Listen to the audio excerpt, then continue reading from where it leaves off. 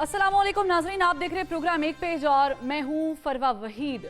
नाज़रीन, खुशाइन बात यह है कि तमाम तर गैर यकीनी सूरत हाल के बावजूद हुकूमत के IMF के साथ मामलात तय पा गए। सिर्फ यही नहीं बल्कि आलमी मालियाती बैंक भी पाकिस्तान को कर्ज देने के लिए तैयार हो गया। आलमी मालियाती इदारों की जानिब से अच्छा रिस्पांस मिलने के बाद हुकूमत ने खसारे में जाने वाले इदारों की निजकारी पर तवज्जो मरकूज कर रखी है, जबकि FBR में इस्लाहात और टैक्स नेट का दायराकार बढ़ाने के लिए भी हिकमत अमली तरतीब दी जा रही है। पेट्रोलियम लेवी में इजाफे की खबर आने के साथ बिजली और गैस की कीमतों में होशरुबा इजाफे की खबर भी सामने आ रही है। हुकूमत भारत से तिजारत शुरू करने का इरादा रखती है और मुतमईन है कि 16 माह की PDM गवर्नमेंट में हमने सियासत कुर्बान करके रियासत बचाते हुए मुल्क को दिवालिया होने से बचा लिया, जबकि अब की बार मईशत को मजबूत बनाने और मुल्क के हालात सुधारने के लिए इकदाम करेंगे। मगर दूसरी जानिब गरीब आदमी गुर्बत की चक्की में पिस रहा है, बिजली के बिल अदा करने के लिए घर का सामान बेच रहा है। 9.5 करोड़ अफराद खतरे गुर्बत से नीचे जिंदगी गुजार रहे हैं। लाखों लोग बेहतर रोजगार के लिए सालाना मुल्क से बाहर शिफ्ट हो रहे हैं। हर 5 में से 3 बच्चे ग़िज़ाई किल्लत का शिकार हैं। अस्पतालों की सूरत हाल अबतर है। स्कूलों की हालत जो है वो काबिल रहम है और घोस्ट असातिज़ा की भरमार है। गंदम दरामद तो कर ली जाती है, मगर जो मुल्क में रखी जाती है उसे चूहे खा जाते हैं। बिजली की तरसीलकार कंपनीज को महंगे ठेके दिए जाते हैं। गर्दिशी कर्जों का जाल बिछा लिया जाता है, मगर लाइन लॉसेज और बिजली चोरी से बचाव का कोई तरीकाकार नहीं अपनाया जाता। अब सवाल यह है कि मुल्की मईशत बेहतर करने और दिवालिया होने से बचने के दावे अपनी जगह, मगर आम आदमी को रिलीफ मिलता क्यों नजर नहीं आता। हमारे साथ मौजूद हैं साबिक वफाकी वज़ीर ख़जाना मिफ्ताह इस्माइल साहब। बहुत शुक्रिया मिफ्ताह साहब, आपने वक्त निकाला। मुझे बताएं कि जो हुकूमत इक़दामात कर रही है या करने जा रही है, जो गवर्नमेंट अभी फॉर्मेशन हो चुकी है, ये ठीक और सही समत में जा रही है? बहुत शुक्रिया फरमा बहन, आपने मुझे बुलाया। एक तो जो आपने इब्तदाइया दिया वो मेरे ख्याल से उसमें इतना जामे इब्तदाइया था और उसमें सारी जो आपने शुमारियात गिनाई हैं उससे एक बड़ा अच्छा नक्शा खिंच जाता है कि पाकिस्तान कहाँ खड़ा हुआ है और यहाँ से पाकिस्तान निकले, जिसमें आपने बताया कि 5 में से 3 बच्चे जो हैं उनको ग़िज़ा मुकम्मल नहीं मिल रही है, स्कूलों की हालत अबतर है वगैरह वगैरह। जो इतनी मुश्किल जगह पे खड़ा है कि यहाँ से निकलने में वक्त लगेगा। हमको यहाँ लेकर आने में पाकिस्तान को वक्त लगाए तो निकलने में भी वक्त लगेगा। जो आपने बात की कि क्या गरीब आवाम को इसका इन फैसलों से और मज़ीद तकलीफ़ में डाला जाएगा या आसान किया जाएगा, तो उस पर गुजारिश है कि जो अब तक हुकूमत ने फ़ैसले लिए हैं, जिसमें केयरटेकर भी हुकूमत शामिल है और PDM की, इन्होंने जो मुश्किल फ़ैसले लिए हैं वो आवाम की मुश्किल बड़ी है और ये फ़ैसले ज़रूरी थे कि बिजली महंगी कर दी, गैस महंगी कर दी, शरह सूद बढ़ा दिया, टैक्सेस बढ़ा दिए। ये बात दुरुस्त है कि ये सब चीज़ें हुई हैं और ये ज़रूरी थी। लेकिन अब जो फ़ैसले करने हैं इसमें ये सियासी तौर पर मुश्किल फ़ैसले होंगे। निजकारी करना एक सियासी तौर पर मुश्किल फ़ैसला होता है। अगर आप निजकारी करते हैं मिसाल के तौर पे, तो 20-30 हज़ार लोग जो लेस्को में काम करते हैं वो तो शायद इस पे खुश ना हों, लेकिन जो 3-4 करोड़ लोग लेस्को के कैचमेंट एरिया में रहते हैं, जो लाहौर और अतराफ़ के शहरों के बाशिंदे हैं, उनके लिए अगर ये कम हो जाती है तरसील और तक़सीम के दौरान लाइन लॉसेस, तो वो फ़ायदा होगा। अगर बिल कलेक्शन कम हो जाता है वो फ़ायदा होगा। लेस्को में शायद इतना फ़ायदा ना हो क्योंकि इतनी बुरी हालत नहीं है उसकी, लेकिन जो दीगर सूबों में ख़ास तौर पर जो कंपनियाँ हैं उनकी तो बहुत ही ज़्यादा हालत ख़राब है, तो वहाँ पे बड़ा फ़ायदा होगा। तो अब हुकूमत को ये इक़दामात उठाने पड़ेंगे जिससे आवाम को थोड़ी देर में फ़ायदा होना शुरू हो जाएगा, लेकिन पॉलिटिकली वो डिफ़िकल्ट फ़ैसले हैं, बोल्ड फ़ैसले हैं और क्या वो कर पाएगी वो देखने की बात है। अच्छा मिफ्ताह साहब, आपने निजकारी की बात की है, हुकूमत भी इस पे कमर कस चुकी है। नून लीग की हुकूमत में ये शुरू हुआ था, फिर आपने जब गवर्नमेंट का हिस्सा बने, PDM की गवर्नमेंट में जब आपने वो 3-4 माह काम किया तो उसमें भी आप इसके बारे में बहुत ऑब्वियस थे कि ये ज़रूरी चीज़ है। अब जो हम जा रहे हैं प्राइवेटाइजेशन की तरफ, हम आउटसोर्स करने की बात कर रहे हैं अपने एयरपोर्ट्स को, PIA को, बहुत सारे ऐसे इदारे हैं जिनकी हालत इतनी बुरी है कि अब शायद उनके वो दाम भी ना मिले। तो ऐसे में आपको लगता है कि ये एक ही दफ़ा सारे ही इदारों को निजकारी की तरफ ले जाना चाहिए, या फिर हम पहले इसको टेस्ट करके देखें कि PIA के साथ क्या होता है या एयरपोर्ट्स के साथ क्या होता है? देखिए, अगर हम एक साथ चाहें तो भी एक साथ नहीं कर सकते, एक-एक करके ही करना होता है क्योंकि आपको बहुत सारा काम करना होता है। अगर आप ये बिजली की कंपनियों का शुरू करेंगे निजकारी, तो उनके एसेट रजिस्टर्स बनाने होते हैं, उनकी बैलेंस शीट एक बनानी होती है, वो कंपनी को सही हालत में करनी होती है, और पीआईए पे भी बड़ा काम करना पड़ा है। और पीआईए की हालत इतनी बुरी है कि 750 अरब रुपया या 740 अरब रुपया उसके ऊपर कर्ज है। तो अगर आप पीआईए को बेचने जाएंगे तो उसके ऊपर, क्योंकि कर्ज ज़्यादा है और उसके असासे बहुत कम है, तो कोई भी आपको एक पैसा भी नहीं देगा। तो आपने पहले ये करना है कि आपने कर्ज उसको हटाना है, जिसको हम कहते हैं बैड पीआईए, एक होल्डिंग हटाते हैं, फिर गुड पीआईए करेंगे जिसको आप बेचेंगे।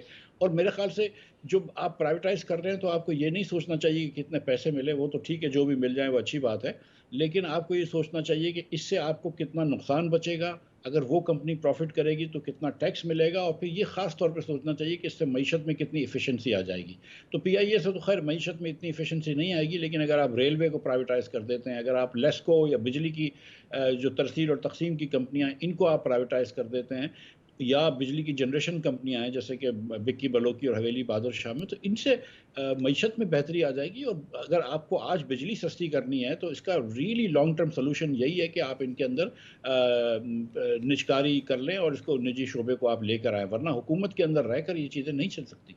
अच्छा मिफ्ता साहब, out of the box solutions क्या मौजूद हैं? हम आईटी एक्सपोर्ट बढ़ाने की बात करते हैं, एग्रीकल्चर में सरमायाकारी की बात करते हैं, यील्ड बढ़ाने की बात करते हैं, ज़ाहिर है कि टैक्स नेट को बढ़ाने की भी बात कर रहे हैं हम लोग, लेकिन क्या ओवरऑल ये पाकिस्तान की इकोनॉमी ग्रोथ में कोई पार्टिसिपेशन डाल सकती है? कि फरवा कोई भी सब्स्टिट्यूट नहीं है गुड गवर्नेंस का। अगर आपकी हुक्मरानी अच्छी नहीं हो तो आपकी हुकूमत सही नहीं चलती। कोई out of the box solution नहीं है जिस मुल्क में सिर्फ 60% लोग ही पढ़ सकते हों और 40% लोग नहीं पढ़ सकते हों। कोई out of the box solution नहीं है उस मुल्क में जहाँ पे 10 साल के 78% बच्चे दो जुमले नहीं पढ़ सकते हों, 10 साल की हिसाब उम्र के हिसाब के 2 आसान जुमले किसी भी ज़बान में। कोई आसान तरीका नहीं है जहाँ पे एवरेज बच्चा मैथ और साइंस में दोनों में फ़ेल होता हो। कोई आसान तरीका नहीं है जहाँ पे 58% बच्चे स्टंटेड या वेस्टेड हों। कोई आसान तरीका नहीं है जहाँ पे 42% औरतें जचकी की उम्र की आयरन डिफिशिएंसी वाली हों, ताकि उनका बच्चा भी कम वेट का है। जब तक हम ये बेसिक चीज़ें नहीं देखेंगे, अगर आपकी 80 लाख से पॉपुलेशन बढ़ रही है, इस साल 80 लाख बच्चे पैदा होंगे, तो आप क्या 5 साल बाद 80 लाख बच्चों को स्कूल में डाल सकेंगी जब आपके 2 करोड़ 62 लाख बच्चे ऑलरेडी स्कूल में हैं? तो ये आउट ऑफ द बॉक्स और अच्छे सोल्यूशंस, क्रिएटिव सोल्यूशंस ढूंढने की ज़रूरत नहीं है। जो दुनिया करती है वो हमें करना पड़ेगा। बच्चों को तालीम देनी पड़ेगी, हुक्मरानी करनी पड़ेगी अच्छी। आप 20% बिजली जो है वो लाइन लॉसेस कर दें, 10% बिल ना लें, किसी डिस्ट्रीब्यूशन कंपनी में आप 40% बिल ना लें, ये मुमकिन नहीं है। आप कर्ज पे कर्ज लेते गए, कर्ज पे कर्ज लेते गए, अब वक्त ऐसा आ गया है कि आप कर्ज भी नहीं ले पा रहे, फिर आपने पैसे छापना शुरू कर दिए। ह्यूमन कैपिटल पे तो कुछ इन्वेस्ट कर ही नहीं रही है इस गवर्नमेंट का। प्रॉब्लम नहीं है, ये हमने पीटे की गवर्नमेंट में भी देखा था।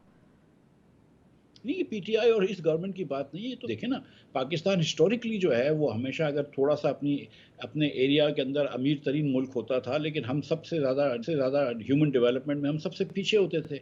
आज ये हुआ है कि हम ह्यूमन डेवलपमेंट में और मज़ीद पीछे चले गए और इनकम भी हमारी कम हो गई। तो आज बांग्लादेश हमसे अमीर हो गया, श्रीलंका हमसे अमीर है, हिंदुस्तान हमसे अमीर है, और हमारी ह्यूमन डेवलपमेंट जो है वो सब सहारन अफ्रीका के बुरे मुल्कों के बराबर आती है।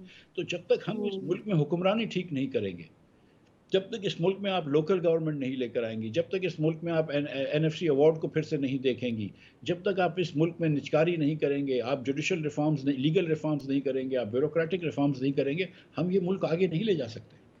ठीक, मित्ता साहब, मैं तो एक आपसे सवाल करना चाहूँगी आम आदमी की समझ के लिए। वो ये कि अब हम आईएमएफ के पास जब जाएंगे एक नए प्रोग्राम के लिए इस किस्त को मिलने के बाद, तो आम आदमी की ज़िंदगी में वो जो इन्फ्लेशन रेट है वो कितना एक्सपेक्टेड है कि बढ़ सकता है या बढ़ जाएगा, या मुश्किलात कितनी हो सकती?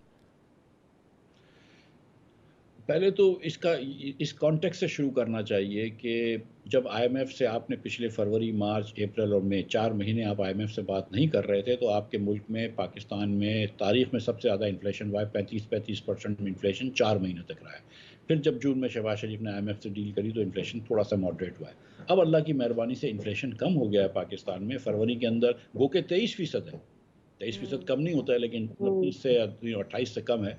23% है, लेकिन फरवरी में जनवरी के ऊपर कोई प्राइसेस नहीं बढ़ी, और अगर मार्च में भी ऐसा हुआ तो आप देखेंगे कि अल्लाह की मेहरबानी से इन्फ्लेशन थोड़ा सा कंट्रोल होगा। अब इन्फ्लेशन अब जब आईएमएफ से आप डील करेंगे मिसाल के तौर पे, तो आईएमएफ आपको बोलेगा कि आप टैक्स बढ़ाइए, मज़ीद टैक्स बढ़ाइए, क्योंकि आपका खसारा बहुत ज़्यादा है। आपका खसारा ज़्यादा होता है तो आप पैसे छापते हैं, जब आप पैसे छापते हैं तो ज़्यादा पैसे मईशत में जब आ जाते हैं तो महंगाई होती है, तो आईएमएफ कहेगा आप टैक्स बढ़ाइए। اب آپ کی مرضی ہے، آپ چاہیں تو یہ نوکری پیشہ لوگوں پر ٹیکس لگائیں جو کہ ایک زمانے میں IMF انسسٹ کرتا تھا، یا آپ چاہیں تو تھوڑا دکانداروں کے اوپر ٹیکس لگائیں۔ اب اس ملک میں اگر 22 لاکھ دکاندار، 22.5 لاکھ دکاندار ہیں NTDC کے کیشمنٹ میں، اور صرف 30 ہزار انکم ٹیکس دے رہے ہوں اور باقی انکم ٹیکس نہیں دے رہے ہوں، تو یہ زیادتی ہے میرے خیال سے۔ تو دکانداروں پر ٹیکس لگائیں، آپ زراعت کی انکم کے اوپر ٹیکس لگائیں۔ اگر ایک آدمی ₹1,00,000 تنخواہ لیتا ہے تو ہم اس کو ٹیکس لگانا شروع کر دیتے ہیں، تو زراعت والے بھائی کو بھی آپ 12 ایکڑ چھوڑ دیں، اس کے بعد والے ایک ایکڑ پہ کوئی فکس ٹیکس لگائیں۔ آپ بات کریں کہ پراپرٹی کے اوپر ٹیکس کیوں نہیں لیتے؟ یہاں اربوں کے مکان ہیں گلبرگ میں اور F7 میں اور کلفٹن میں، کراچی میں، آپ ان کے اوپر کوئی معمولی سا ٹیکس لیتے ہیں تو آپ ان سے ٹیکس لینا شروع کریں۔ تو یہ چیزیں بھی آپ کو کرنی پڑیں گی کہ آپ کو تھوڑی سی ہارزونٹل ایکویٹی کرنی پڑے گی۔ آپ کو سیل ٹیکس بڑھانا آسان ہوتا ہے، غریب لوگوں کے اوپر آپ ٹوتھ پیسٹ اور صابن کے اوپر ٹیکس لگا دیتی ہے، لیکن یہ ٹھیک نہیں ہے۔ اب آپ نے تھوڑا سا اشرافیہ سے ٹیکس لینا ہے، تھوڑے سے حکومت اخراجات بھی اپنے کم کرے، خدا نخواستہ اس میں بھی کوئی گناہ نہیں ہے کہ اگر اخراجات کم کریں۔ آپ کو پینشن ریفارمز بھی کرنا پڑے گا، بیوروکریٹک ریفارمز، بیوروکریسی کے ریفارم کے ساتھ ساتھ۔ لیکن دیکھیں، نجکاری کریں گے تو آپ کو چیزیں سستی ہوں گی۔ تو IMF جو آپ کہتا ہے نا، وہ یہ کہتا ہے کہ خسارہ کم کرو، یہ غلط بات نہیں ہے، کیونکہ آپ پیسہ چھاپ کے خسارہ کم کر رہے ہیں۔ اب آپ کی مرضی ہے، آپ امیر لوگوں سے ٹیکس لیں، غریب لوگوں سے ٹیکس لیں، آپ کی مرضی ہے، آپ خرچہ کم کر دیں۔ لیکن اگر آپ جب صرف غریب لوگوں سے ٹیکس لیتے ہیں اور پھر کہتے ہیں کہ IMF کا قصور ہے، تو یہ IMF کا قصور نہیں ہے، یہ آپ کی پرائورٹیز تھی۔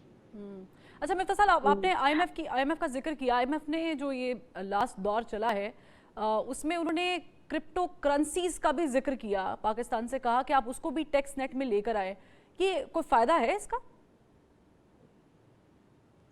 فرما مجھے زیادہ اتنا نہیں پتا کہ کرپٹو کرنسی کا پاکستان میں کتنا اس کی حجم کتنا ہے۔ میں سمجھتا ہوں کہ اس کو ٹیکس نیٹ میں لانے سے پہلے اگر پہلے اس کو ریگولیٹ صحیح کرنا پڑے گا اسٹیٹ بینک کو۔ اسٹیٹ بینک کو بھی اتنا تجربہ نہیں ہے ان چیزوں کو ریگولیٹ کرنے کا، دنیا بھر میں کہیں پر بھی نہیں ہے، سچی بات ہے، کیونکہ ایک نئی چیز آئی ہے تو اس کا ہم کو تجربہ کرنا پڑے گا۔ میں نے سنا ہے کہ کچھ حوالہ ہنڈی بھی اس کے تھرو ہوتا ہے، تو اسٹیٹ بینک کو یہ دیکھنا پڑے گا۔ ٹیکس لگانے کی جلدی نہیں کرنی چاہیے ہر چیز پہ۔ ہم نے تو یہاں پہ اوبر آئی تھی اور پنجاب میں مجھے یاد ہے کچھ عرصے پہلے وہ جب کریم وغیرہ آئے تھے تو اس پہ بھی جلدی جلدی ٹیکس لگانا شروع کر دیتے ہیں۔ تھوڑا سا ان بزنسز کو پھلنے دیں، پھولنے دیں، اس کے بعد ہم ان کے اوپر ٹیکس لگا دیں گے۔ اتنی جلدی نہیں کرنی چاہیے جب ہم صحیح طریقے سے سمجھتے بھی نہیں ہیں کہ یہ بزنس کس طرح ہوتا ہے، لیکن ابھی ریگولیٹ کرنا ضروری ہے اس کو۔ اچھا مفتا صاحب، ظاہر ہے کہ یہ تو حکومت اس کو پہلے ریگولیٹ کرے گی اور پھر اس پہ ٹیکس کی اگر بات کرتی ہے، کیونکہ اگر 10% بھی ٹیکس لگاتے ہیں تو جو آپ کسی بروکر کو پیسے دے رہے ہیں وہ ظاہر ہے کہ حکومت کے خزانے میں جائیں گے، اور پاکستان ان ممالک کی فہرست میں شامل ہے جہاں پر ایک بڑی تعداد میں کرپٹو کرنسیز سے لین دین ہوتا ہے، اور باہر کے ممالک میں بھی ہوتا ہے۔ البتہ حکومت نے اس پہ بین لگایا ہوا ہے، FIA جو ہے وہ ایسے لوگوں کو پکڑ رہی ہے۔ اب دیکھنا ہی ہوگا کہ بات مانتی کہ نہیں مانتی، لیکن ایک بنیادی سوال یہ ہے کہ ہمارے ہمسائے ممالک کے ساتھ ہمارے تعلقات کا ہموار ہونا کتنا ضروری ہے اگر ہم بھارت کے ساتھ ٹریڈ جو ہے وہ کھول دیتے ہیں؟ دیکھیے، میں سمجھتا ہوں کہ بھارت کے ساتھ ٹریڈ کھولنے میں کوئی وہ نہیں ہونا چاہیے، لیکن یہ ساتھ ساتھ یاد رکھیں کہ بھارت کے اندر الیکشنز ہونے لگے ہیں۔ مودی صاحب کی جو سیاست ہے وہ اینٹی مسلم، اینٹی پاکستان سیاست ہے، اور اگر ان کو یہ لگے گا کہ ہم اپنی ویکنس کی وجہ سے ان سے ٹریڈ کر رہے ہیں تو وہ ہمارے اوپر تھوڑے سے جو شرائط رکھیں گے یا جو بھی وہ باتیں کریں گے اور تھوڑا سا وہ کریں گے، تو بھارت ہم کو کوئی فائدہ نہیں پہنچانا کا چاہتا ہے، بالکل نہیں چاہتا، اور اس کو یہ لگ رہا ہے کہ اگر ہم پھنسے ہوئے ہیں تو وہ ہم کو اور پھنسانے کی کوشش کرے گا۔ بہرحال ہمیں ٹریڈ ان سے کھولنا چاہیے، لیکن ہم کو یہ امید نہیں لگانی چاہیے کہ بھارت ہمارے لیے کوئی آسانی کرے گا۔ اور اس وقت جب تک ان کے الیکشنز ہو رہے ہیں، جب تک میرے خیال سے کچھ نہیں ہوگا، الیکشنز کے بعد ہو سکتا ہے کہ وہ اس موڈ میں ہوں۔ We should be open to trade with India. That does not mean کہ ہم اپنی کشمیر کے اوپر پوزیشن کو ویکن کر رہے ہیں۔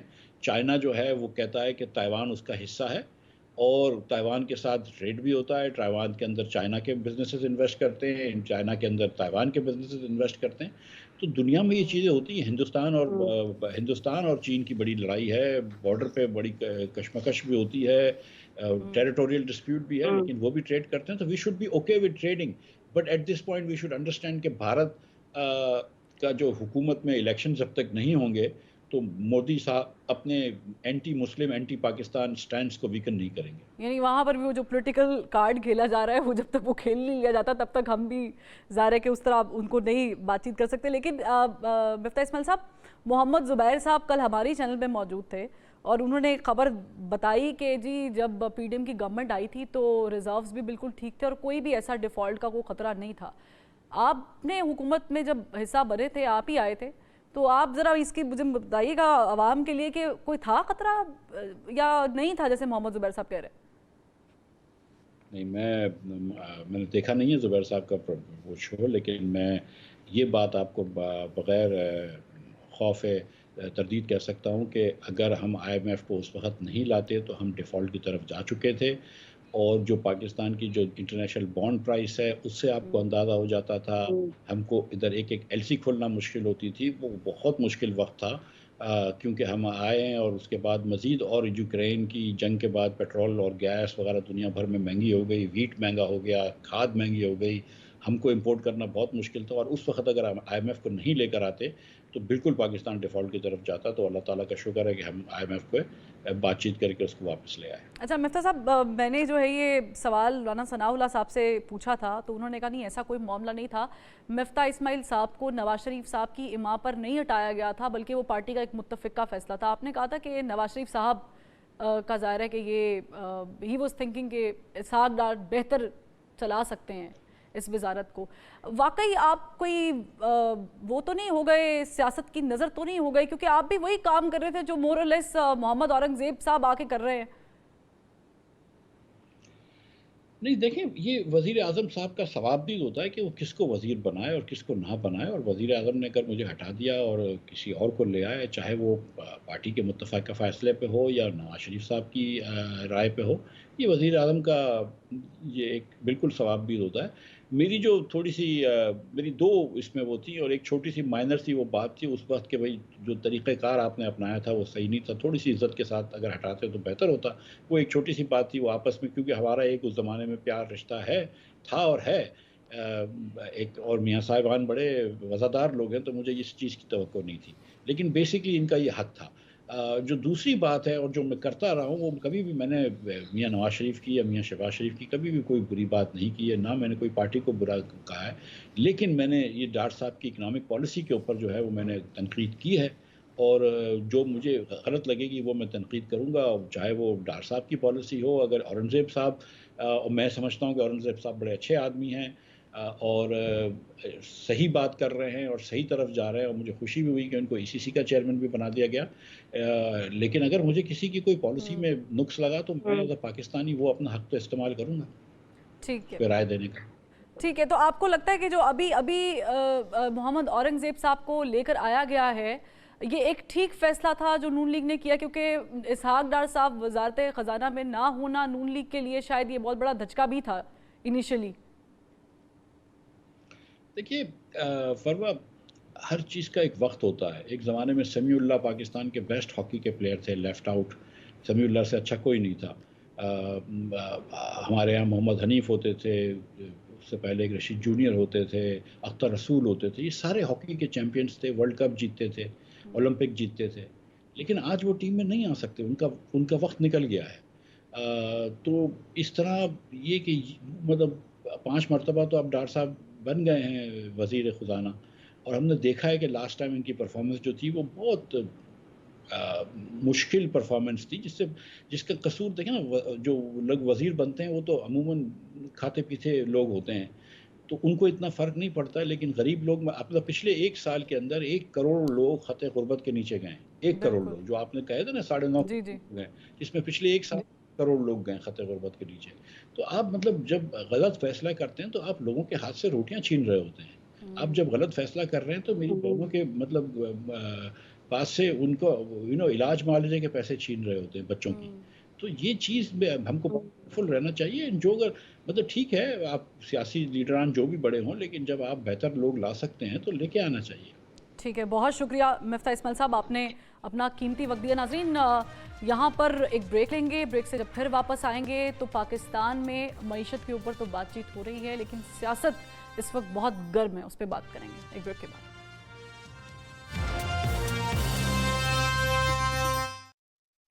منیر نیازی نے کہا تھا مجھے ایک اور دریا کا سامنا تھا منیر، میں ایک دریا کے پار اترا تو میں نے دیکھا۔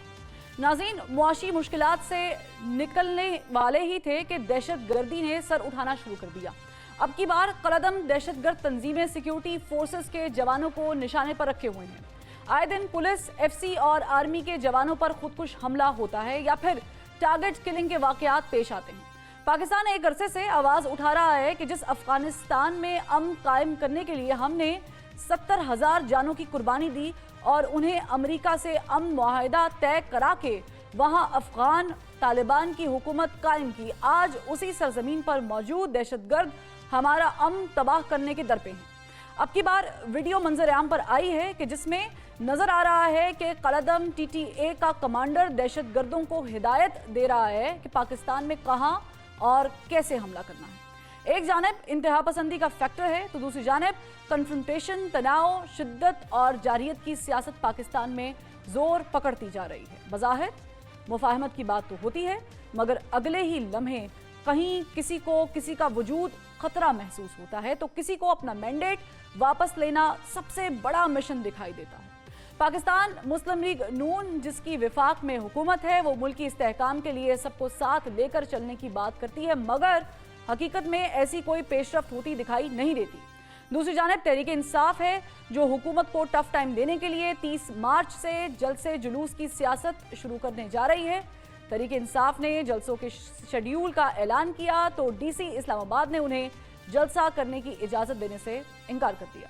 اب ہونا تو یہ چاہیے تھا کہ حکومت اپوزیشن کو پرامن جلسہ کرنے کا موقع دیتی اور انہیں جگہ بھی فراہم کی جاتی مگر ایسا بالکل نہیں ہوا، جس سے تاثر ملتا ہے کہ حکومت بظاہر اپوزیشن کو ساتھ لے کر چلنے کی جو بات کرتی ہے وہ محض بات ہی کرتی ہے کیونکہ گراؤنڈ ریالٹی اس کے بالکل برعکس نظر آتی ہے۔ اب ایک جانب تحریک انصاف حکومت مخالف تحریک چلانے کا ارادہ رکھتی ہے تو دوسری جانب خیبر پختونخوا کے وزیر اعلیٰ علی امین گنڈاپور کی گرفتاری اور نااہلی کے بادل بھی ان کے سر پر منڈلا رہے ہیں جس سے تاثر مل رہا ہے کہ خیبر پختونخوا اور وفاق کے درمیان کشیدگی آنے والے دنوں میں مزید بڑھ سکتی ہے۔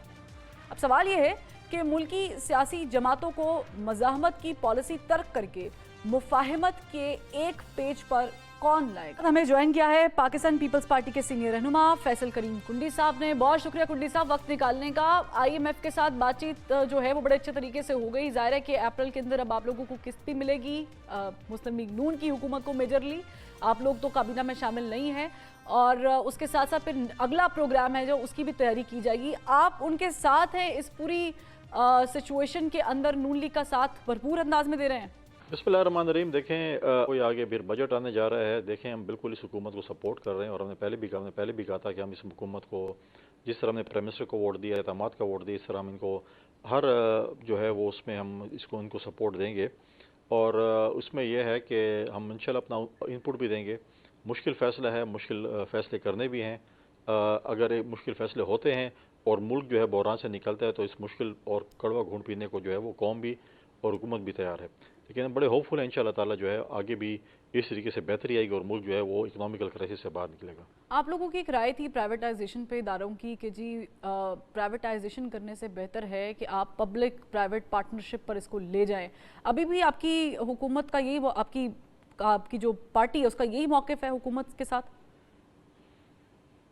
بالکل ہماری پارٹی کا یہی موقف ہے کہ پبلک پرائیویٹ پارٹنرشپ پہ ہم حکومت کو جو ہے وہ کنونس کریں کہ یہ چیز ہونی چاہیے، کیونکہ آپ دیکھیں کہ ہم نے پہلے تو ہم پرائیویٹائزیشن کے خلاف تھے، ابھی بھی ہم کہتے ہیں کہ لوگوں کا جو روزگار ہے، لوگ جو وہاں پہ ملازمین ہیں ان کے چولہے ٹھنڈے نہ ہوں، کیونکہ ماضی میں جو پرائیویٹائزیشن ہوئے اس کا کوئی اچھا ایک جو ہے وہ رزلٹ نہیں نکلا، تو ہم چاہتے ہیں کہ اس قسم کے رزلٹس نہ ہوں، ہم حکومت کے ساتھ بیٹھیں، ہم ٹیبل پہ بیٹھیں اور ہم ان کو کنونس کریں، وہ ہمیں کنونس کریں، تو ایک بہتر رستہ میں سمجھتا ہوں نکل سکتا ہے اور اس کو نکالنے کے لیے میں سمجھتا ہوں کہ حکومت اپنی اتحادی جماعتوں کے ساتھ بیٹھ کر جو اس مسئلے کا حل نکالے۔ ٹھیک ہے، اگر پرائیویٹائزیشن کی طرف بھی چلے جاتے ہیں، آئی ایم ایف کے ساتھ بھی بات چیت ہو جاتی ہے، آپ میں فرض کر رہی ہوں کہ نیا پروگرام بھی آپ جو ہے اس میں بھی چلے جاتے ہیں، لیکن کنڈی صاحب آپ نہیں سمجھتے کہ پولیٹیکلی اب کی بار آپ لوگوں کو بھی نقصان ہوگا؟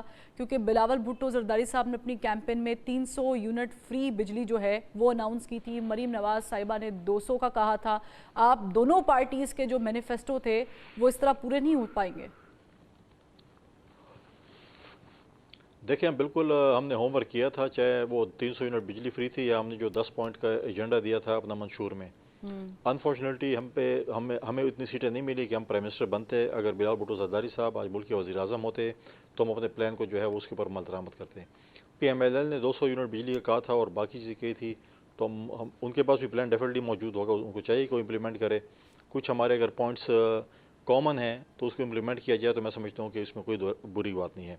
جہاں تک ہمارے منشور کی بات ہو رہی ہے، ہمارے جو 10 نکاتی منشور تھا، ہم پھر بھی کوشش کریں گے کہ جو نکات ہمارے صوبے سے ریلیٹڈ ہیں وہ ہم سندھ میں اور بلوچستان میں ان کو جو ہے وہ اڈاپٹ کریں، ان کو جو ہے ہم کریں، تاکہ ہم لوگوں کو بتائیں کہ ہمارے پاس 2 صوبے تھے، ہم نے اس کے اندر امپلیمنٹ کیا ہے. اور اگر ہمارے پاس ملک کی حکومت ہوتی، ہمارے پاس پنجاب میں اور خیبر پختونخوا میں حکومت ہوتی تو ہم یہاں پر بھی کرتے، تو ان شاء اللہ تعالیٰ بہتری ہوگی اس کے اندر. آپ لوگ کابینہ میں کیوں نہیں انٹرسٹڈ ہوئے؟ اب یہ بھی خبر آ رہی ہے کہ شاید بجٹ کے بعد آپ لوگوں کو رام کر لیا جائے گا، ایسا کوئی ہے معاملہ؟ نہیں، ایسا کوئی معاملہ فی الحال تو نہیں چل رہا. ہماری جب سی سی کی میٹنگ الیکشن کے بعد ہوئی تھی، اس میں ہم نے یہ فیصلہ کیا تھا کہ ہم جو ہے جو ہے اس کے آخری ون لائنر جو ہے اس میں یہی تھا کہ ہم جس حکومت کو بھی سپورٹ کریں، اور خاص کر ہم پی ایم ایل این کو اس کو سپورٹ کر رہے تھے، تو ہم اس کی حکومت کا حصہ نہیں ہوں گے، کیبنٹ کا حصہ نہیں ہوں گے، بلکہ ہم ان کو سپورٹ کریں گے. کیونکہ اگر ہم سپورٹ نہ کرتے اور ہم الیکشن لڑتے تو ہم اپوزیشن میں بیٹھتے. اپوزیشن میں بیٹھنے کا مطلب یہ ہے کہ آپ دوبارہ ری الیکشن کراتے. لہٰذا ہم نے اس چیز کا یہ فیصلہ کیا ہے کہ ہم جو ہے وہ ہم نے یہ فیصلہ دوبارہ بھی اگر کوئی فیصلہ ہوگا تو پاکستان پیپلز پارٹی کی سی سی نے فیصلہ کرنا ہے. ہم نے فیصلہ نہیں کرنا، کسی شخصیت نے نہیں کرنا، بلکہ پارٹی کی سی سی نے یہ فیصلہ کرنا ہے. اور اب تک تو ایسی کوئی چیز نہیں ہے کہ ہم ایسا فیصلہ دوبارہ اپنا ریوائز کریں اور واپس ہم حکومت میں. ایسا دور تک یہ چیز نظر نہیں آ رہی کہ ہم جو ہے حکومت کا یا کابینہ کا حصہ بنیں گے. کیا آپ کی جماعت میں 2 آ رہا ہیں کہ بننا چاہیے، ایک کہہ رہی ہے دوسری کہہ رہی ہے کہ نہیں بننا چاہیے بھی فی الوقت؟ 2 اور پہلے شاید سی سی میں اکا دکا تھی، لیکن میجورٹی جو ووٹس ہوتے ہیں، میجورٹی جس طرف لوگ ہوتے ہیں، ممبران ہوتے ہیں، اس کو پارٹی لیڈرشپ اس کو آنر کرتی ہے. لہٰذا جو فیصلہ ابھی ہوا ہے اس میں میجورٹی لوگوں نے ان کو سپورٹ کیا ہے، اس لیے جو ہے وہ ہماری جو پارٹی اس کو آنر کیا ہے اور اپنا فیصلہ جو ہے وہ جا کر سنایا بھی ہے اور اس پہ امپلیمنٹیشن بھی کی ہے. اچھا کنڈی صاحب، زرداری صاحب نے جب ہم نے دیکھا کہ کل 23 مارچ کے حوالے سے جب انہوں نے خطاب کیا تو انہوں نے بڑا واضح کہا کہ تمام تر پارٹیز کو ساتھ لے کے چلنا چاہیے، اور مفاہمت چارٹر آف ڈیموکریسی کی بھی بات کر رہے ہیں، پیپلز پارٹی والے چارٹر آف اکانومی کی بھی بات کر رہے ہیں، آپ بھی کر رہی، نون لیگ بھی کر رہی ہے. پھر ہم اس کو ایک براڈر اس میں کہتے ہیں نا کہ پوائنٹ آف ویو میں دیکھ رہے ہیں کہ ایک براڈر پکچر ہے کہ جس میں کہہ رہے ہیں کہ آپ سب آئے اور مساک پاکستان کریں. تو مجھے بتائیں کہ ایک طرف آپ لوگ یہ بات کر رہے ہیں، دوسری طرف آپ کے جو اپوننٹس ہیں وہ اگر جلسے کرنے کی بات کرتے ہیں پی ٹی آئی والے تو ان کو ڈی سی صاحب اجازت ہی نہیں دیتے ہیں. تو یہ کیا دوہرا معیار نہیں ہے؟ نہیں، میں نہیں سمجھتا کہ یہ دورہ معیار ہے. کہ ہم چاہتے ہیں کہ دیکھیں اس ملک میں جو ہے ہم بیٹھے ہیں، پولیٹیکل پارٹیز بیٹھے ہیں، چارٹر آف اکانومی کہیں، چارٹر آف پراسپیرٹی کہیں. دیکھیں ہم نے ایک الیکشن فیز سے گزرے ہیں، ہم نے دوسرے کے خلاف تقریریں بھی کیں، بھی سب نے پیش کیا. ہم نے پی ایم ایل این کے خلاف تقریریں کی اور ہم نے کہا کہ ہمارا مقابلہ پی ایم ایل این کے ساتھ ہے، کیونکہ پی ٹی آئی اس وقت بین ہو چکی تھی. لہٰذا ہم نے بھی ان کے خلاف باتیں کی، ہم نے اپنے پروپوزلز دیے، ہم نے اپنا منشور دیا. اور اب جو ہے وہ الیکشن فیز گزر چکے ہیں. اب آپ آگے پارلیمنٹ میں پولیٹیکل پارٹی سے کردار ہوتا ہے جس میں آپ قانون سازی کرتے ہیں. ہم چاہتے ہیں کہ وہ قانون سازی ہو جس میں آج اگر کسی پولیٹیکل پارٹی کو کوئی اعتراض ہے الیکشن کے اوپر، تاکہ وہ چور دروازہ ہم بند کریں. کل عوام ہم سے پوچھے گی الیکشن میں کہ آپ جو پارلیمنٹ گئے تھے آپ نے کیوں ایسی قانون سازی نہیں کی جس میں آپ نے چور دروازوں کو بند کیا ہوگا. تو لہٰذا میں چاہیے کہ ہم چور دروازے بند کریں. پالیٹکس اپنی ہوتی ہے، بالکل کریں گے، آپ باہر جا کر جلوس بھی کریں گے، اس پہ تقریریں بھی کریں گے، لیکن پارلیمنٹ کے اندر میں سمجھتا ہوں کہ اپنا ایک ذمہ وارانہ پوزیشن کا اگر P T I role play کرتی ہے تو اس کو بہت چیز اچیو ہو سکتی ہے. لہٰذا میرا مشورہ تو یہ ہوگا پی ٹی آئی کو کہ وہ جو ہے وہ لیڈر آف دا اپوزیشن بنیں اور اپوزیشن کا رول پلے کریں. میں سمجھتا ہوں کہ حکومت کے لیے بڑا ٹف ٹائم ہوگا اگر اپوزیشن متحد ہو کر ایسے ہوئی. نہیں تو آپ اس میں بڑا اچھا کردار ادا کر سکتے ہیں کنڈی صاحب، کہ آپ لوگوں کی جماعت تو ویسے ہی مفاہمت کی قائل ہے اور زرداری صاحب مفاہمت کے بادشاہ بھی ہیں، تو آپ لوگ پی ٹی آئی والوں کو اور نون لیگ والوں کو ایک ٹیبل پہ بٹھانے میں کردار ادا کر لیں. بالکل ہماری کوشش ہوگی. ہم نے پہلے بھی جب ہماری پی ڈی ایم کی اتحادی جماعتوں کی حکومت تھی 16 مہینے، اس وقت بھی ہم نے پی ڈی ایم اور اسی اتحادی جماعتوں کو جو ہے وہ راضی کیا تھا کہ وہ اپوزیشن کے ساتھ، اس وقت کی اپوزیشن جو کہ پی ٹی آئی اس کے ساتھ بیٹھیں اور ڈائلاگس کریں. ڈائلاگس ہو رہے تھے. اس دوران جو ہے وہ جو مئی کا واقعہ آ گیا تھا، مئی میں جو انہوں نے جس طریقے سے جو پی ٹی آئی نے کیا اس کے بعد ڈائلاگس بند ہو چکے تھے.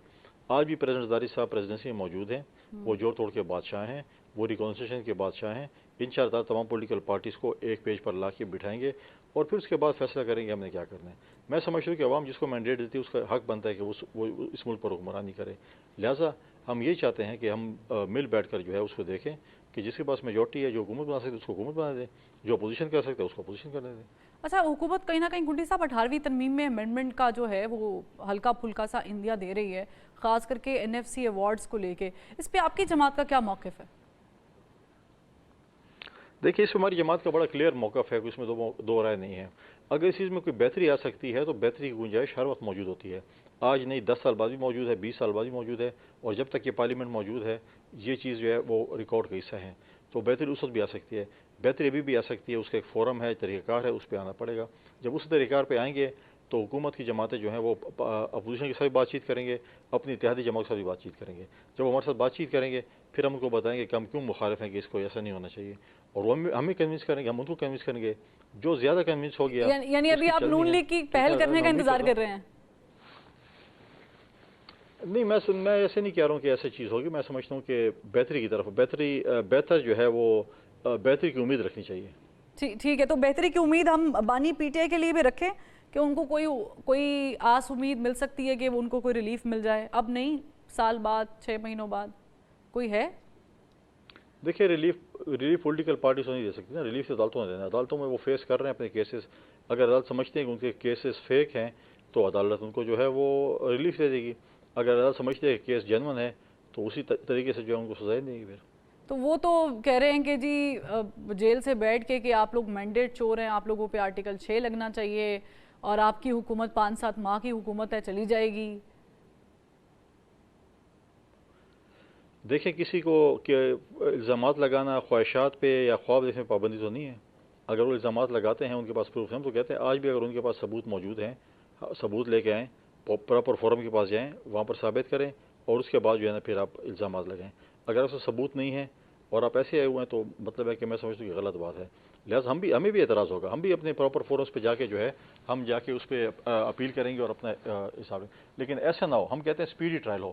ایسا نہ ہو کہ قاسم سوری کا میں نے 4-5 دن پہلے ٹی وی پہ دیکھا کہ اس کا کیس دوبارہ سپریم کورٹ نے اٹھا لیا ہے. ایک شخص کا جس پہ 50-60 ہزار ہیومن ایرر ووٹ کوٹے میں جو ہے وہ اس کو کہا گیا کہ آپ کے 50-60 ہزار ہیومن ایرر ووٹ جو ہے کاسٹ ہوئے ہیں. اس کے بعد وہ اس کا ٹریبیونل نے بھی فیصلہ کیا, ہائی کورٹ نے بھی فیصلہ کیا کہ وہ ڈسکوالیفائی ہو چکے ہیں, ان کی سیٹ ویکٹ ہو چکی ہے. سپریم کورٹ میں آج تک پینڈنگ ہے. اب سپریم کورٹ شاید فیصلہ کرے چند ہفتوں بعد, چند مہینوں بعد, چند دنوں بعد کہ یہ تو جو ہے وہ ٹھیک تھے اور جو کیس میرے پاس جو لے کے آیا تھا وہ غلط تھا. تو پھر آپ مجھے بتائیں کیا ہوگا؟ ریکارڈ کی دوسری ہوگی نا, باقی تو کچھ نہیں ہوگا.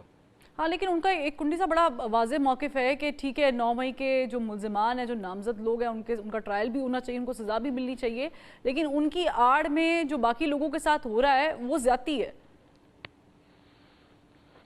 میں نہیں سمجھتا کہ سچ کوئی زیادتی ہے. اور ہماری یہ پوائنٹ آف ویو ہے کہ دیکھیں, کوئی بھی پولیٹیکل پریزر نہیں ہونا چاہیے. ہاں, جو لوگ گرفتار ہیں ان کو پولیٹیکلی گرفتار کیا ان کو چھوڑ دینا چاہیے, اور جو گرفتار ہیں جن کے اوپر کیسز ہیں وہ اپنا کیسز کا فیصلہ کرا کے باہر رہیں گے, کیونکہ ہم حکومت جو ہے وہ ججز پہ جو ہے وہ پریشر نہیں ڈال سکتی ہے. لہٰذا آپ کہتے تھے, ہم بھی کہتے تھے اور کہتے ہیں کہ عدلیہ آزاد ہے, عدلیہ جو فیصلہ کرے گی ہمیں اس پہ قبول ہے. تو ہم دیکھتے ہیں کہ عدلیہ کیا فیصلہ کرتی ہے, جو بھی فیصلہ کرتی ہے اس کے لیے ہم جو ہے اس کے لیے تیار ہیں. کنڈی صاحب, میں آپ کو مبارکباد پیش کر دوں, پیشگی KPK کے گورنر بننے کے لیے. پیشگی میں پہلے لفظ استعمال کر رہی ہوں. نہیں, دیکھیں جی, یہ پنجاب کے اور خیبر پختونخوا کے جو گورنرز ہیں وہ پاکستان پیپلز پارٹی نے اپوائنٹ کرنے ہیں. پاکستان پیپلز پارٹی کی لیڈرشپ نے جو ہے پریزیڈنٹ زرداری صاحب نے اور بلال بھٹو زرداری صاحب نے اور باقی لیڈرشپ نے, سینئر لیڈرشپ نے بیٹھ کے فیصلہ کرنا ہے کہ انہیں پنجاب میں اور خیبر پختونخوا میں کس کو گورنر اپوائنٹ کرنا ہے. لہٰذا ابھی تک ایسا کوئی فیصلہ نہیں ہوا. جب فیصلہ ہوگا تو آپ بھی دیکھیں گے اور میں بھی دیکھوں گا, پھر جو فیصلہ ہوگا اس کے بعد پھر بات کریں گے. نہیں, ہم تو آپ کو دیکھیں گے ٹی وی پہ کنڈی صاحب. اچھی بات ہے, لیکن جو پارٹی فیصلہ کرے گی تو اسی پہ بات چیت ہوگی. ٹھیک ہے, اور ابھی تک پارٹی نے کوئی فیصلہ کیا ہے؟ کوئی ان قریب ہم دیکھ لیں گے فیصلہ؟ کوئی فیصلہ نہیں کیا.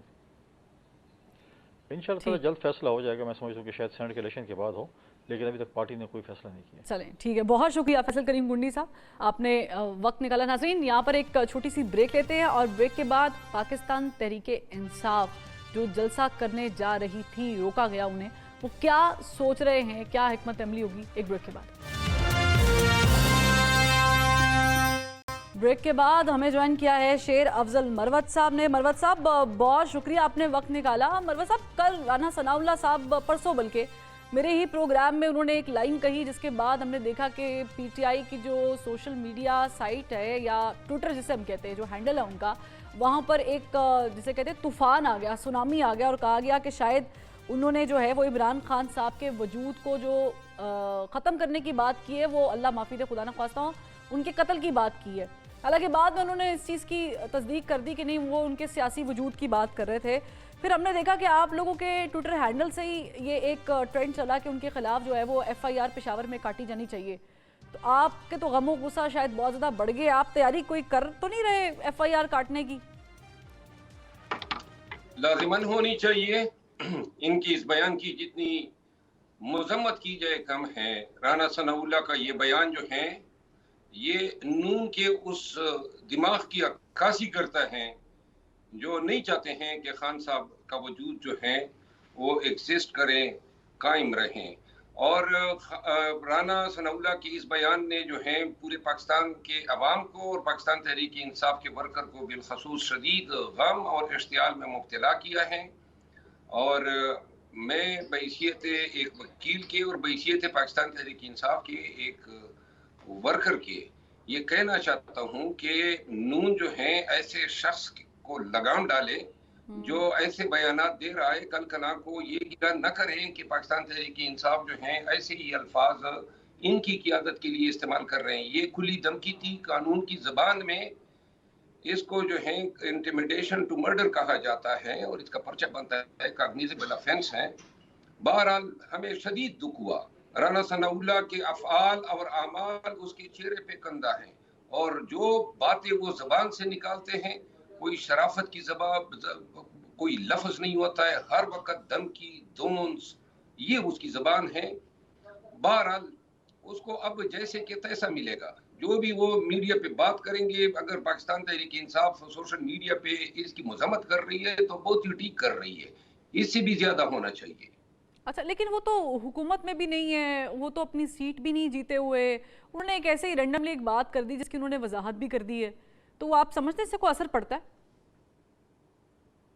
ये मोहतरमा रैंडमली बात नहीं है। पाकिस्तान के मोस्ट पॉपुलर लीडर के लिए वो ऐसे अल्फाज चुन रहा है और उसके मुंह में कोई अच्छी बात नहीं आ सकती है।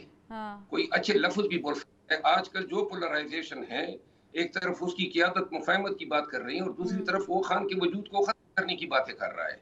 ऑलरेडी खान की जिंदगी के हवाले से हमें काफी अंदेशे हैं और खान को नाजायज जो है वो पाबंद सलासल रखा हुआ है। इन हालात में जल्दी पर काम इस शख्स ने किया है और खान की जिंदगी को अगर कोई खतरा दरपेश होता है तो ये जो इन्होंने बात की है इसको हम शहादत के तौर पे कोट करेंगे। अच्छा ठीक है, चले मुझे ये बताएं मरवत साहब, आप लोगों ने जलसे की तैयारी यकीनन की होगी जो 30 मार्च को आपने करना था, इजाज़त नहीं मिली है, क्या वजूहात है, क्यों इजाज़त नहीं दी आपको हुकूमत ने, डीसी साहब ने? डिप्टी कमिश्नर से हमें तवक्को ही नहीं थी क्योंकि 2 साल में हमें कोई इजाज़त कभी किसी कन्वेंशन, किसी सियासी अमल की, जलसे की, जलूस की कभी नहीं मिली है। गुज़िश्ता 1 से 1.5 माह में हमने 3 एजुटेशन के प्रोग्राम पिंडी और इस्लामाबाद में किए, मैंने किए पाकिस्तान के बिहाफ पे, और उन तीनों प्रोग्रामों की हमें कोई इजाजत नहीं थी। हर प्रोग्राम पे ये 144 लगा देते थे और फिर बाद में पर्चे कर लेते हैं। हमें जमानतें कराना पड़ती और तमाम क़यादत कराती है। अभी जो है हमारा ख्याल था कि शायद ये जो जमहूर के नारे लगा रहे हैं, मफाहमत की बातें कर रहे हैं, रूल ऑफ लॉ की बात कर रहे हैं, तो आर्टिकल 16 जो है पाकिस्तानियों को हक देता है कि वो अपने एहतजाज रिकॉर्ड करा सकते हैं। अब इन्होंने कहे जी कि सिक्योरिटी थ्रेट है। 23 मार्च को हम करना चाहते थे 10 बजे रात को, और सिक्योरिटी थ्रेट जो है वज़ीर आज़म को नहीं है और उन तमाम शख्सियात को नहीं है जो 23 मार्च के फंक्शन में थी। सिक्योरिटी हुकूमत वक्त को होता है। हमें किसने सिक्योरिटी थ्रेट जो है देनी है? हम तो गुज़िश्ता 2 सालों से एहतजाज करते आ रहे हैं। नहीं तो अगर अब आपको इजाजत नहीं मिली है तो आप इसके खिलाफ कोर्ट में जाएंगे? हम कोर्ट में जा रहे हैं, कल हम रिट पिटीशन दायर कर रहे हैं। अच्छा। हम अदालत से इजाजत लेंगे और उम्मीद है कि इजाजत हमें मिलेगी क्योंकि ये पाकिस्तानियों का बुनियादी हक है। और आपको लगता है कि आपको कोर्ट जो है वो इजाजत दे भी देगा? मैंने कहा कि कोर्ट हमें इजाजत देगा, लेकिन अगर नहीं देगा तो हम फिर भी मतलब है कि समझते हैं कि कोई कानून हमें रोक नहीं सकता है। अच्छा ठीक है, चले मुझे मरवत साहब ये बताएं कि अभी इतनी ज़्यादा कन्फ्रंटेशन हो गई है, आप लोग भी ज़ाहिर है कि हुकूमत को हिलाने में, मैं गिराने का लफ्ज़ इस्तेमाल इसलिए नहीं करूँगी क्योंकि अभी देखना होगा कि बहुत सारी चीज़ें भी चेंज होंगी with the passage of time. तो अभी आप जो हुकूमत को टफ टाइम देने की तैयारी कर रहे हैं, इससे बेहतर नहीं है कोई मुफाहमत का रास्ता अपना ले? मईशत भी आप लोगों के सामने है। मुफाहमत का रास्ता जो है कोई ऐसी ये नहीं है कि नहीं हो सकती है। पाकिस्तान के बेहतर मुस्तकबिल और पाकिस्तान की सलामती की खातिर मौजूदा वक्त में मुफाहमत हो सकती है, बशर्ते कि मुफाहमत के टीओआर जो हैं वो डिसाइड हो जाएं। हुकूमत बन गई है फार्म 47 पे, अब कहती है मुफाहमत चाहते हैं। अगर ये फार्म 47 ना होते तो इनके पास मुफाहमत का मकाम ही ना होता, फिर हम इनको कहते कि आए मुफाहमत करते हैं। हुकूमत या इक़्तिदार करना, लोगों ने पाकिस्तान तहरीक इंसाफ को वोट दिया जो इन्होंने छीना है, तो लिहाजा अब वो इस चीज पे मुफाहमत करेंगे कि हम इनके इस कानून, इस इक़्तिदार को नहीं, लेकिन आपको बात तो ज़ाहिर किसी से करनी है। मेरे कल प्रोग्राम में बाय द वे मरवत साहब फिरदौस शमीम नकवी साहब थे, तो उन्होंने बड़ा दो टोक कहा। उन्होंने कहा कोई पीपल्स पार्टी के साथ बात नहीं करनी, कोई नून लीग के साथ नहीं बात करनी है तो हमने जो जेन्युइन स्टेक होल्डर है एस्टेब्लिशमेंट उसके साथ बात करनी है। आप मुत्तफिक हैं? जी, मैं अर्ज ये कर रहा हूँ कि अगर बात होनी है किसी भी मरहले पे तो जेन्युइन स्टेक होल्डर जो हैं पाकिस्तान में कानूनी तौर पे, आईनी तौर पर तो सियासी पार्टियां हैं, और जब तक सियासी पार्टियां खुद इन जेन्युइन स्टेक होल्डर को माइनस नहीं करेंगे तब तक इन जेन्युइन स्टेक होल्डर जो हैं चाहे रहेंगे और इस निज़ाम को चलाते रहेंगे। अच्छा। नून को भी सोचना चाहिए, पीपल पार्टी को भी सोचना चाहिए, और पाकिस्तान की तमाम सियासी कुव्वतों को सोचना चाहिए कि जो काम इनके करने का ही दूसरे कर रहे हैं, और दूसरों को हमने इतना कंट्रोल दे दिया है कि वही हमें कहते हैं कि आपको इधर बिठा दिया, उसको। सही, तो मुझे बताएं कि आप कह रहे हैं कि वो जो जेन्युइन स्टेक होल्डर है उसको माइनस करना जो है वो सियासी जमातों का काम है, लेकिन अब आपने बातचीत करनी है तो फिर क्या वहीं से करनी है, वहीं पे करनी है? मैंने अर्ज किया ना कि इसका हल है नून और पीपल पार्टी ये अपने तय डिसाइड कर दें कि इन्होंने इस चोरीशुदा मैंडेट के साथ अगर चलना है तो फिर तो मुफाहमत नहीं। ठीक। अगर उनका ज़मीर उनको मलामत कर रहा है और वो समझते हैं कि पाकिस्तान को जेन्युइन क़यादत की ज़रूरत है, जो क़यादत लोगों ने सौंपी है, हाँ। तो इसके बाद तो फिर ठीक, मुनासिब ये होगा कि वो ये डिसाइड कर दे, हम फिर इनके साथ बैठने को तैयार हैं। ठीक है। चले शेर अफजल मरवत साहब, आपने बयान दिया कि आपकी जान को खतरा है, सिपारी दी गई है, मरीम नवाज साहिबा ने दिलाई है, उस मामले का क्या बना अभी तक? क्योंकि नून लीग ने कहा है कि वो आपके खिलाफ जाएंगे, आपने क्या सोचा है, आप जाएंगे कानून के पास? जी, मैंने तो दरख्वास्त दी इसकी तहकीकात के लिए। तहकीकात हो रही है, इसमें मैंने शवाहिद दिए और मैंने अपना बयान कलमबंद कराया। हाँ। जो शवाहिद एमएनए साहब ने दिए वो एमएनए साहब को इन्होंने तलब किया, वो पेश हुआ, एमएनए साहब ने अपना बयान कलमबंद कराया, मेरे बयान की तायीद की। इसके बाद जो है अब एक का काम है कि वो इस तफ्तीश को मंतकी अंजाम तक पहुंचाए। 3 महीने का टाइम है, FIA 3 महीने एक इंक्वायरी कंक्लूड कर सकती है, तो लिहाजा मैं कोशिश करूंगा कि जल्द अज जल्द हो, ताकि मैं आगे अगर ये तफ्तीश ईमानदारी से नहीं करते हैं तो मैं अदालत से रजू करूंगा। सही, अल्लाह रहम करे, अपना ऐसा कोई मामला ना ही पेश आए किसी के साथ भी, अल्लाह माफ़ी दे। लेकिन शेर अफजल मरवत साहब, आपको क्या चांसेस लग रहे हैं इमरान खान साहब के रिलीफ के, कोई है? जी, मुझे चांस लग रहे हैं। खान साहब जो हैं इन 3 केसेस में जिनकी अपीलें अब ज़ेर समाअत है, साइफर पहले और बकाया 2, इसमें खान साहब की जो है रिहाई ईद से कबल हो जाएगी। लेकिन यहाँ पे आपको मैं बता दूँ, आपके नाज़रीन को भी, कि हुकूमत जो है हमारे साथ एक वेल कैलकुलेटेड गेम खेल रही है। उन्होंने अब अल-कादिर ट्रस्ट जो यूनिवर्सिटी का केस है उसको अब एक्सपेडाइट कर दिया है, और मुझे ये लग रहा है कि यहाँ से रिहाई होने से कब वो खान साहब को उस केस में सजा दिलवाना चाहते हैं ताकि खान साहब ईद पे रिहा ना हो। अच्छा, यानी यहाँ से खान साहब को रिलीफ मिलता अगर नजर आएगा तो वो जो 190 मिलियन पाउंड वाला केस है वो खान साहब पे जो है वो डाल दिया जाएगा, ये आप कह रहे हैं? जी, डाल चुके हैं, उसके ट्रायल जारी है। ٹھیک ہے، یعنی اچھا چلیں یہ تو ہو گیا مروت صاحب. اب خان صاحب کی آپ نے کہا کہ مشکلات حکومت چاہتی ہے کہ مزید بڑھیں اور اس کے لیے انہوں نے تیاری کر رکھی ہے. فیاض الحسن چوہان صاحب نے ایک بیان دیا، وہ کہہ رہے ہیں کہ خان صاحب کو جو ہے وہ ڈیل آفر کی گئی ہے کہ آپ جی اٹھیں اور سعودیہ چلے جائیں. وہ بضد ہیں کہ وہ امریکہ جانا چاہتے ہیں. ایسی کوئی ڈیل ہے؟ فیاض الحسن چوہان نے یہ بات راجہ بازار میں سنی ہوگی. وہ اب کہیں میٹر نہیں کرتا ہے، اپنی طرف سے مار رہا ہے. اچھا، یعنی وہ ایسی ہوائی بات کر رہے، کوئی ڈیل والا معاملہ نہیں ہے. وہ خبروں میں ان رہنا چاہتا ہے تو اس لیے ہوائیاں چھوڑ رہا ہے. اچھا، یہ جو ٹھیک ہے، میں ایک آخری سوال آپ سے کرنا چاہوں گی، اس کے بعد میں اجازت چاہوں گی. مجھے بتائیں کہ امریکہ نے کہا ہے اپنے ایمبیسڈر کو کہ وہ جا کر ملیں عمران خان صاحب سے، تو یہ نارمل ملاقات ہے؟ کیا ہوگا؟ کیا اس سے کوئی ریلیف، کوئی ڈیل؟ بڑی دیر کی مہربان آتے آتے یہی امریکی سفیر اپنے حکومت کے انسٹرکشن کے تحت چیف الیکشن کمشنر سے ملا. پاکستان میں بہت سے سرکاری عہدیداران بشمول آئی جی پنجاب سے ملا الیکشن سے قبل. اس کا مینڈیٹ نہیں ہے اور سفارتکاروں کا ان لوگوں سے ملنے کا، بالخصوص الیکشن کے وقت میں ملنے کا کوئی تک نہیں بنتی ہے، اور اس سے بڑے اندیشے ہمارے پیدا ہو گئے تھے. تو لہٰذا اگر انہوں نے اسٹیک ہولڈر سے ملا، پرائم منسٹر سے ملا تھا اس وقت، کیئر ٹیکر پرائم منسٹر سے ملا، شہباز شریف سے پہلے ملا تھا، تو ان کو چاہیے تھا کہ اس وقت پی ٹی آئی جو ہیں وہ اس الیکشن نظام کا ایک اسٹیک ہولڈر تھی، تو اس وقت چیئرمین پی ٹی آئی سے ملتے.